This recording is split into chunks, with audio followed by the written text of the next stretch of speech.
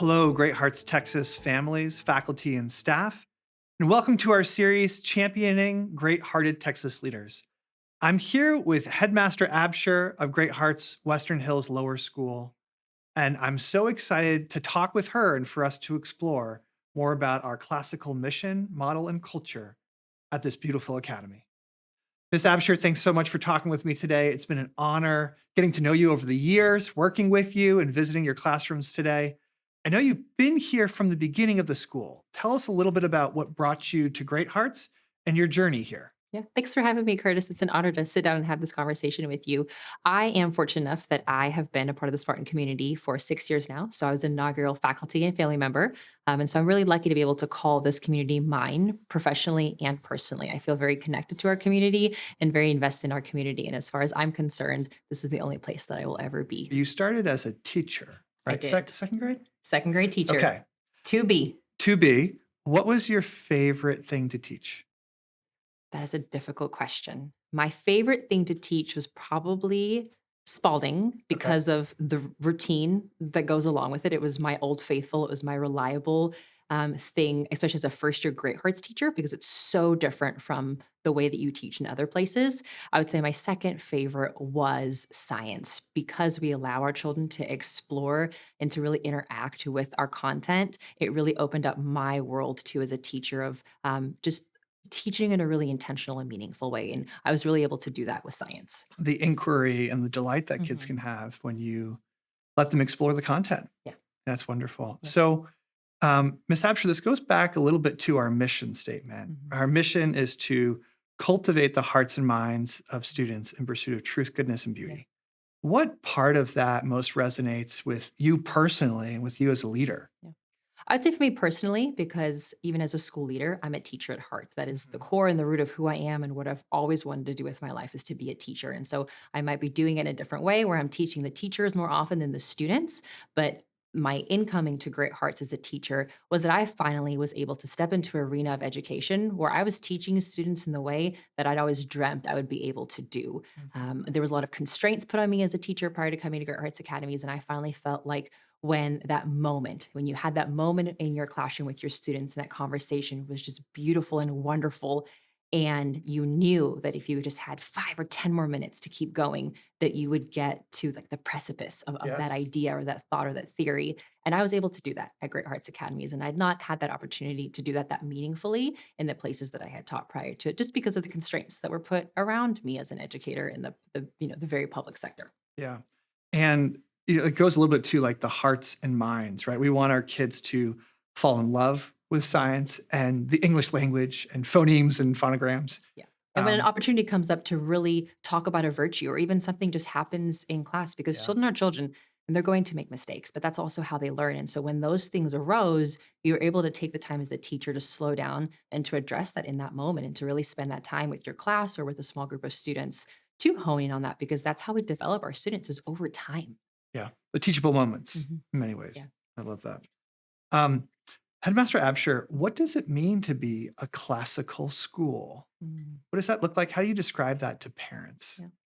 For me, and a lot of when I speak to parents is through personal experience. So with me having my own two scholars in our academy, I'm walking the walk. I'm Mhm. talking the talk with my family. We cry over Spalding when we go home. There's some nights that we have our own frustrations. And so for me, as a parent, but also as an educator, it's just developing that well-rounded Renaissance man and woman. And so it's that exposure to our curriculum, but in all areas. But it's also the way in which we approach students in their unstructured time. So the way that we approach recess and Mhm. PE and all the other times in the school day. So it's not just about the curriculum for me, it's about that well-rounded approach to developing a child into being an independent thinker one day, but that also could have a conversation with many different people from different backgrounds. Yeah.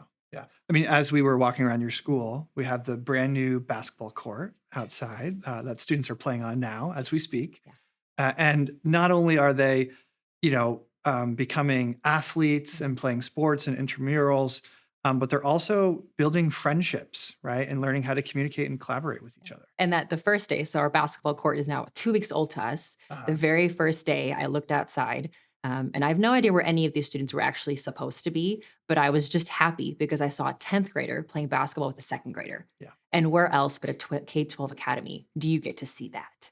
Yeah. And the friendship and the virtue between those students. Yeah. That's wonderful. What's one beautiful aspect of our curriculum? It's the fine arts for me. So every school does a really good job of teaching a lot of the core subjects, and we do an exceptional job at all of those. But I think something that stands out for me is the fact that we focus on the fine arts. It's not a program that we ever pull back on, especially in the lower school. All of our students, kindergarten through fifth grade, will have art, they'll have their music, they'll have PE, and they'll have a foreign language. And that's a promise that we've made Yeah. to our families and to our students, and saying that we believe in this enough that we're going to make sure that you have this consistently year after year. And so I'm also just in awe of the fact that little people can do the things that they do. When you attend a Great Hearts concert Yeah. and you see them perform, I'm always blown away by the performance of our students, and then also the tutelage that those teachers have provided to those students. When I observe a music class, I am so proud of my teachers and my students because they are doing something that is truly astounding. When I see young artists, when I see our students, even at field days, on the athletic field, and the capabilities that our students have, and we're really able to pull the different skills of all of our students out throughout their school day, even if they didn't think that was a strength for them. So let's unpack the importance of the fine arts, right? We have music, art, foreign language, PE, all these different pieces. They're not always found in district schools. Oftentimes they're cut. Mhm. Why is that so important to becoming a Renaissance young man and woman? Why is that so important to their formation? It just allows them to be a really well-rounded individual. Mhm. Giving them experiences that they're not necessarily drawn to because of their own interest is so important. It also just gives them a good view of the world, being exposed to different cultures, different religions, the way that things are done all over the world. That's what leads to that student having that love for learning because they want to learn more. But you have to model that too, especially in the archway. You have to model that for a student. You have to present them with opportunities, and present knowledge to them over a wide variety of subjects, but on a very consistent basis to get to that point where they truly love learning and love knowledge. And it doesn't just happen when they have that one class, maybe once every 6 weeks, if we're lucky, if we can get that person to volunteer. No, it's important enough to us that you're going to get it every single day, twice a day. Yeah, yeah. And at winter concerts, you see kids singing songs in all kinds of languages with all kinds of backgrounds. The spectrum of what our And the students are folk doing. songs, and Yeah, also the way in which we expect our students to rise to that occasion. The fact that it is important enough to us that we find a place that has a stage that they have to step onto with confidence in their concert attire. We expect parents to treat it like a concert or a night at the opera. We ask parents to dress up. Our faculty get really fancy. But just the fact that we're giving students that experience should speak for itself, because it's not customary for families to just attend a night at the opera. But in a sense, our academy gives that to our students year after year. And so we're also elevating our students. Little yeah. 6-year-olds are on stage in their ties and their concert dress, and they're so proud of themselves. Mhm. Headmaster Absher, talk to us about the culture of Great Hearts Western Hills Mhm. Lower School. What do parents observe coming in? What does it look like and sound like Mhm. within your building? Yeah. I would say ordered joy, which is something that we definitely talk about when we talk to parents at prospective tours, something that we teach students. Ordered joy is just the fact that when you have the right structures in place, when you have expectations that we know that students can achieve, you can have a lot of fun while you are learning. And so when parents are coming into the classroom, and even just our experience for our students on a daily basis is that we're going to expect a lot of you, but we're going to have so much fun while we do this learning. Our community also represents over 20 languages. And so I'm really proud of the fact that not only our faculty, but our students represent cultures from all over the world. Yeah. And that is a lot of what makes up our core community, because we just have a mutual respect for everyone. Speaking of ordered joy, we were in a classroom earlier today where Mm. students in first grade were walking around taking a poll of their classmates on what is your favorite classic to keep that they'd read so far in the year. And so they're tracking which book, tallying marks, boy, girl. They asked us what Mhm. were our favorite Yeah. books. I said Frog and Toad, which is one of my favorites. You said My father's My dragon. Father's Dragon. I think My Father's Dragon probably won. It did. And they're gathering information in a structured way, moving around the Mhm. classroom in order to create a graph and a chart Mhm. for math.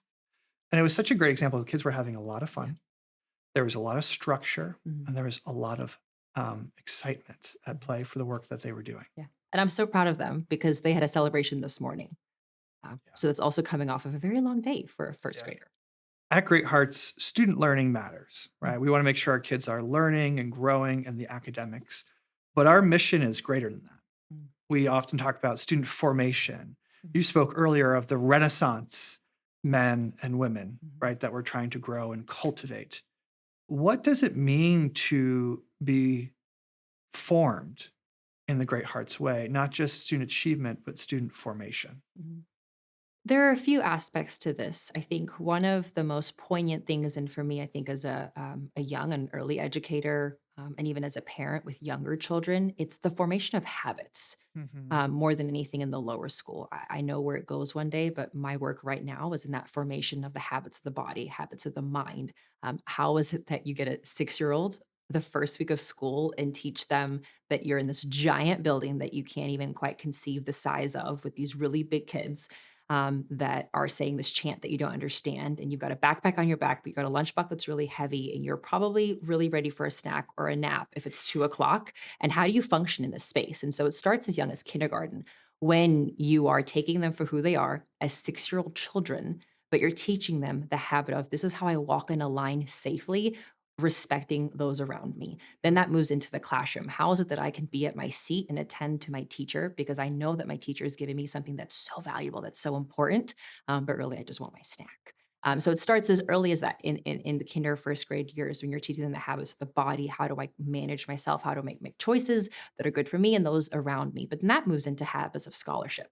So Mhm. how is it that I become an active reader and I start annotating in my text? And so that is a big part, I think, of our mission that we deliver to students is just being really intentional in the way that we teach them to just be themselves in that age, but then also growing and reaching a really high level of rigorous expectations academically, but also behaviorally. Yeah. I mean, we often talk about pursuing virtue, Mhm. right? We want students of virtue in our schools, but virtue looks like habits when you're young, right? And you build those habits over time, and those habits become blossom into virtue Mhm. as you become older. Yeah. There's so many unique things at Great Hearts Western Hills Lower Mhm. School. What's one of the things that you're most proud of? It's definitely our community, and not just the Spartan community as students, but it's the Spartan community when we come together as faculty, students, and families. And Mhm. one of the days that you see this the best is at athletic field days because we have over 50 volunteers that volunteer to make that event happen. But we've got faculty out in the athletic field, we've got students with their parents, and the students in kinder through fourth grade are really excited about their Greek city states and the chants and the banners that they've come up with so they can show thumos as they're transitioning. And then for our fifth graders, it's one of the first times that they are really saying their house chants with that thumos, really getting to show off their new house and their shiny house patches in their shirts. But I just love to see when our community is able to come together. So it's a really unstructured time that still has a lot of structure to it, but you really see individual students shine. You see that interaction between all of the members of our community. And then another day that we have that's really special to me as the headmaster is our last day of school picnic. So our fifth graders get to enjoy their house banquet, their junior house banquet, but our students in kinder through fourth grade actually, instead of being sad on last day of school, which is something that was new for me. So in previous places and ways of teaching, you were really excited for the last day of school. And that last day of school of my first year at a Great Hearts Academy, everyone was crying and I couldn't understand what was happening. But students and teachers are genuinely sad to say goodbye to each other for the summer. And so I said, instead of us all being sad on the last day of school, let's be happy and let's just be together. So on last day of school, we all come together in the courtyard and we eat lunch together. So all of our students, kindergarten through fourth grade, are outside eating lunch together, picnic style. And there's nothing better than seeing your community after a whole year of relationship building and just interacting with each other in a really healthy way. Yeah, yeah, that's beautiful. The community here is exceptional. And I want to thank you and your whole team for all the work that they've done at Great Hearts Western Hills Lower School. Thank you. Families, faculty, and staff, thank you so much for joining me and Headmaster Absher in exploring the amazing culture, model, mission, and teachers at Great Hearts Western Hills Lower School and the thumos, the spiritedness of its culture and community. Please join us next time as we continue to champion our great-hearted Texas leaders.